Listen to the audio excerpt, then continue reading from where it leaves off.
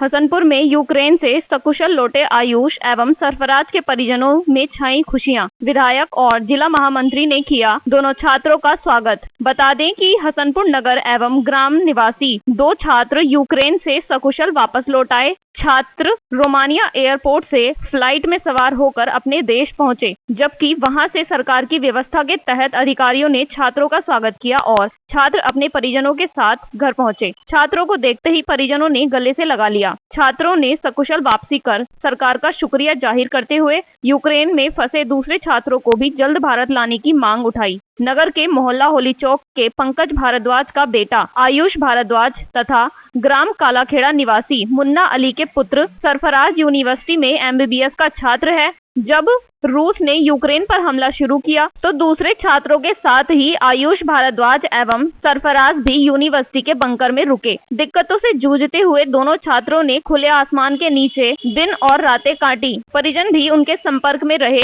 तो वहां के हालात की दास्तां सुनकर बेचैन हुए। हालांकि परिजनों को तब से राहत मिलने लगी जब आयुष भारद्वाज और सरफराज ने भारत वापसी की बात कही। बुधवार की सुबह आयुष भारद्वाज एवं सरफराज रोमानिया एयरपोर्ट पहुंचे। वहां से भारतीय समयानुसार रात करीब 11 बजे फ्लाइट में सवार हुए। गुरुवार को सुबह एयरपोर्ट पर उतरे। वहां से कार में सवार होकर अपने परिजनों के साथ अपने घर पहुंचे। जैसे ही दोनों छात्र कार से उतरे तो परिजनों के चेहरे खिल गए। मां और पिता ने उन्हें गले से लगा लिया। दोनों छात्रों के सकुशल घर वापसी होने पर परिजनों की आंखों में आंसू छलक आए। यहाँ परिजनों के अलावा रिश्तेदारों और मोहल्ले के लोगों ने भी छात्रों के आने पर खुशी जाहिर की। आयुष भारद्वाज एवं सरफराज से यूक्रेन के हालात के बारे में जानकारी हासिल की। पार्टी हाईकमान के आदेश पर क्षेत्रीय विधायक महेंद्र सिंह खड़गवंशी एवं जिला महामंत्री अभिनव कौशिक द्वारा अपने साथियों के साथ दोनों छात्रों के घर पहुंचकर दोनों छात्रों को फूलमाला एवं बुके भेंट कर उनका स्वागत किया और उनकी कुशलता के विषय में बात की और दोनों छात्रों को विश्वास दिलाया कि बहुत जल्द बागी छात्रों को भी भारत सरकार प्रधानमंत्री नरेंद्र मोदी के नेतृत्व में वापस लाने का काम करेगी। इस मौके पर भाजपा मंडल अध्यक्ष संजय शर्मा, महेश खड़गवंशी,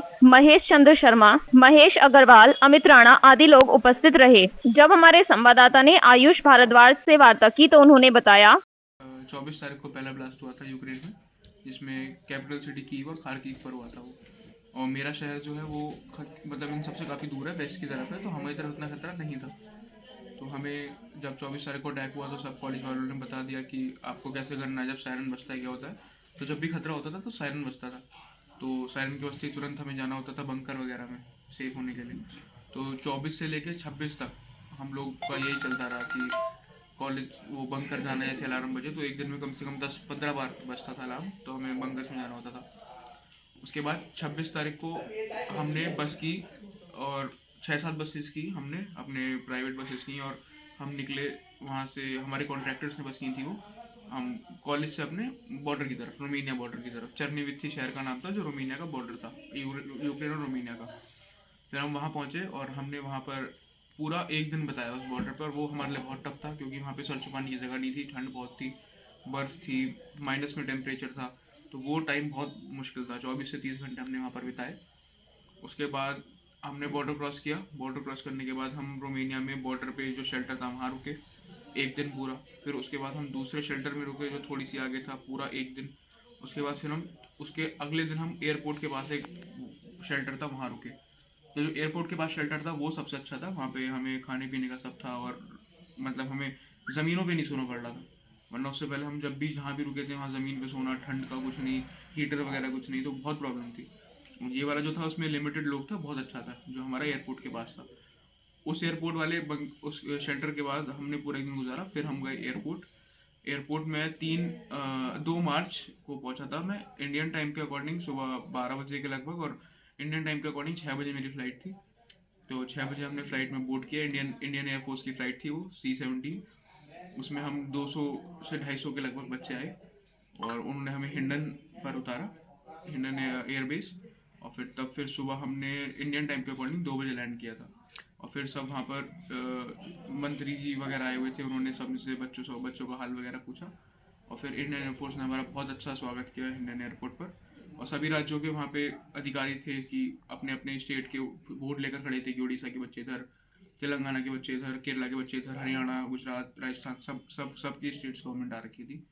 उसके बाद फिर मेरे पेरेंट्स बाहर खड़े थे तो उन्होंने हमें बाहर तक ड्रॉप करा, जिनके पेरेंट्स खड़े थे, और वहाँ से फिर हम अपने घर आए। जैसे कह रहे हैं कि इंडिया का फ्लैग लगा हुआ था तो माँ मदद कर देते बहुत, उसमें क्या थे? जी, जब हम वेनेत्सिया से बॉर्डर की तरफ जा रहे थे तो बहुत लोगों की लाइन थी, जो वहाँ के लोकल लोग थे, तो वहाँ पे हमें जाम फेस नहीं करना पड़ा। हमारी बस के आगे इंडियन फ्लैग लगा हुआ था, तो हमें पुलिस एस्कॉर्ट करती हुई ले गई थी आगे तक कि ये सबसे पहले निकलेंगे, तो वहाँ हुआ था। जैसा इतना बड़ा वाक़या हुआ है, इसमें आप भारत की सरकार से क्या कहना चाहेंगे? भारत की सरकार, भारत की एम्बेसी ने मदद की है, बहुत मदद की है, और लेकिन पॉपुलेशन इतनी ज़्यादा होने के कारण हर किसी तक वो नहीं पहुंच पाई। और फिर भी हम बहुत ज़्यादा शुक्रिया अदा करना चाहेंगे हमारी एम्बेसी का और हमारी इंडियन एयरफोर्स का। इंडियन एयरफोर्स के जुड़ते ही जो इवैक्यूएशन 50 से 60% तक बढ़ गया, इंडियन एयरफोर्स का मैं बार बार बहुत बहुत आभार प्रकट करूँगा। और भारत सरकार से बस मैं यही कहूँगा कि अपना थोड़ा सा, और आपका इंडियन ग्राउंड वर्क बहुत अच्छा है, आप एक बार जो बाकी कंट्रीज हैं, जैसा भी उन्होंने मिनिस्टर्स भेजे हैं तो वहाँ पर स्पीड अप हुआ है, तो ऐसे ही वहाँ का ग्राउंड वर्क बहुत स्ट्रॉन्ग रखें, क्योंकि वहाँ जो बच्चे, मैं यहाँ पर आ गया हूँ, मैं आपके सामने बैठा हूँ, ये बहुत बड़ी बात है, लेकिन जो वहाँ बच्चे अभी फंसे हुए हैं, मैं बस यही अपील करूँगा कि उन्हें जल्द से जल्द निकाला जाए, क्योंकि मैं जानता हूँ कितना ज़्यादा मुश्किल है। जब हमारे संवाददाता ने भाजपा जिला महामंत्री अभिनव कौशिक से वार्ता की तो उन्होंने बताया।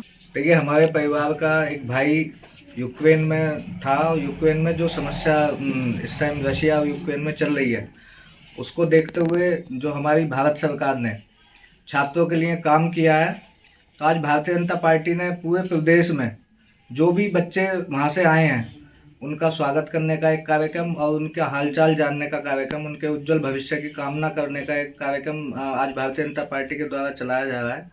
उसी को लेकर आज हम अपने परिवार में आए हैं। आयुष भारद्वाज जी यूक्रेन में पढ़ाई कर रहे थे MBBS की, और वहाँ युद्ध के चलते हुए परेशानियाँ झेलकर ये हमारे बीच वापस आए हैं, तो हमने इनके उज्जवल भविष्य की आज कामना की है और इनसे जाना है कि वहाँ इन्होंने किन किन परेशानियों का सामना किया है।